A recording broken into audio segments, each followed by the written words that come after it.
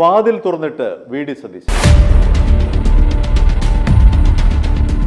മുഖ്യമന്ത്രിയായി സ്ഥാനമേറ്റ ശേഷം നടത്തിയ ആദ്യ മന്ത്രിസഭാ യോഗത്തിൽ തന്നെ വി.ഡി. സതീശൻ വാക്ക് പാലിച്ചു. KSRTC ബസ്സിൽ സ്ത്രീകൾക്ക് സൗജന്യ യാത്ര അനുവദിക്കുമെന്നായിരുന്നു UDFന്റെ പ്രധാനപ്പെട്ട ഒരു വാഗ്ദാനം.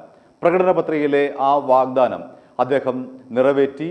ജൂൺ 15-ാം തീയതി മുതൽ KSRTC ബസ്സിൽ സ്ത്രീകൾക്ക് സൗജന്യമായി യാത്ര ചെയ്യാം. രണ്ടാമതായി വി.ഡി. സതീശൻ പാലിച്ച ഒരു വാക്ക് ആശാ വർക്കർമാർക്ക് അവരുടെ ഓണറേറിയം കൂട്ടുമെന്നായിരുന്നു.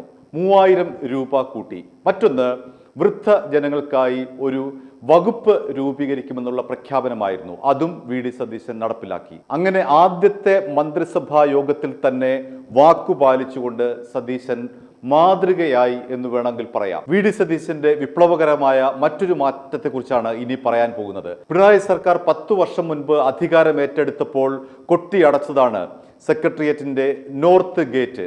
ആ നോർത്ത് ഗേറ്റ് വഴി MP-മാർക്കോ MLA-മാർക്കോ സെക്രട്ടേറിയറ്റിലെ ഉദ്യോഗസ്ഥർക്കോ കടക്കാൻ പറ്റില്ലായിരുന്നു. ഒരു ഈച്ചയ്ക്ക് പോലും കടക്കാൻ പറ്റാത്ത വിധത്തിൽ ആ ഗേറ്റ് സമ്പൂർണമായി 10 വർഷമായി പിണറായി വിജയൻ അടച്ചിട്ടു. അവിടെ വലിയ സുരക്ഷയും ഏർപ്പെടുത്തി. ആ ഗേറ്റ് ഇപ്പോൾ സതീശൻ ജനങ്ങൾക്കായി തുറന്നു കൊടുത്തിരിക്കുകയാണ്. എന്തൊരു മാറ്റമാണത്! 10 വർഷത്തിന് ശേഷം ജനങ്ങൾക്ക് സ്വാഭാവികമായി അവിടേക്ക് സൗകര്യപ്രദമായി കടന്നു ചെല്ലാൻ പറ്റുന്ന ഒരു അവസ്ഥയിലേക്ക് സതീശൻ ആ ഗേറ്റിനെ തുറന്നിട്ടിരിക്കുകയാണ്.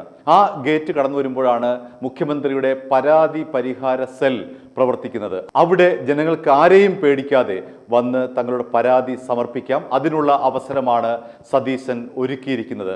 3 മണി മുതൽ 5 മണി വരെയാണ് പരാതി പരിഹാര സെൽ പ്രവർത്തിക്കുന്നത്.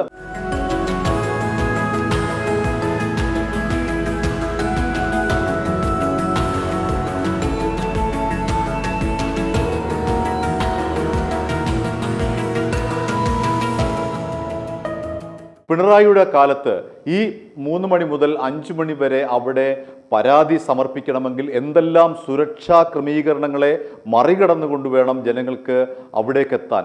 അതുകൊണ്ട് തന്നെ അവിടെ വളരെ ശുഷ്കമായിരുന്നു പരാതികൾ എത്തുന്നത്. ഇനി മുതൽ ജനങ്ങൾക്ക് നേരിട്ട് ഈ സമയത്ത് ആരുടെയും പ്രാഥമികമായിട്ടുള്ള ഒരു സെക്യൂരിറ്റി ചെക്കപ്പ് ഒക്കെ ഉണ്ടാകും. അതിനപ്പുറത്തേക്ക് പിണറായി വിജയൻ നടത്തിയതുപോലെ ഒരു കുറ്റവാളി എന്ന പോലെ വരുന്നവരെ പരിഗണിച്ചുകൊണ്ടായിരിക്കില്ല ഇനിയുള്ള നടപടികൾ. ജനങ്ങൾക്ക് അനായാസമായി ആ ഗേറ്റ് വഴി അവിടേക്ക് എത്താം, നോർത്ത് ഗേറ്റ് വഴി എത്താം.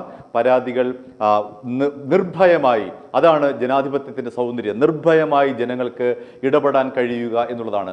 അത്തരമൊരു ഇടപെടലിന് വഴിവെച്ചിരിക്കുകയാണ് ഈ നോർത്ത് ഗേറ്റ് തുറന്നതിലൂടെ വി.ഡി. സതീശൻ ചെയ്യുന്നത്. നേരത്തെ മുഖ്യമന്ത്രി പിണറായി വിജയൻ കണ്ടോൺമെന്റ് ഗേറ്റ് വഴിയായിരുന്നു കടന്നു വന്നത്. ബാക്കി എല്ലാ ഗേറ്റുകളിലും കർശന സുരക്ഷാ സംവിധാനങ്ങൾ ഒരുക്കിക്കൊണ്ട് ജനങ്ങളെ അകറ്റിക്കൊണ്ടായിരുന്നു പിണറായി വിജയന്റെ ഭരണം.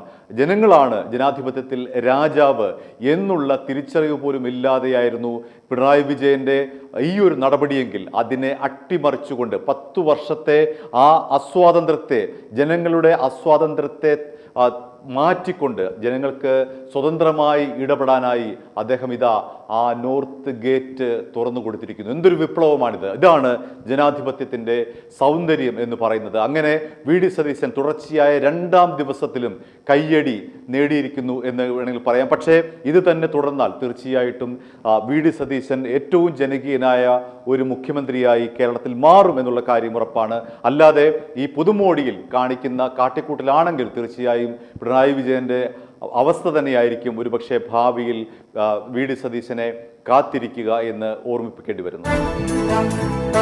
i2i News, an eye for truth. i2i News subscribe ചെയ്തിട്ടില്ലാത്തവർ ഇപ്പോൾ തന്നെ സബ്സ്ക്രൈബ് ചെയ്യുക. നോട്ടിഫിക്കേഷൻ ലഭിക്കുവാൻ ബെൽ ബട്ടണും അമർത്തുക.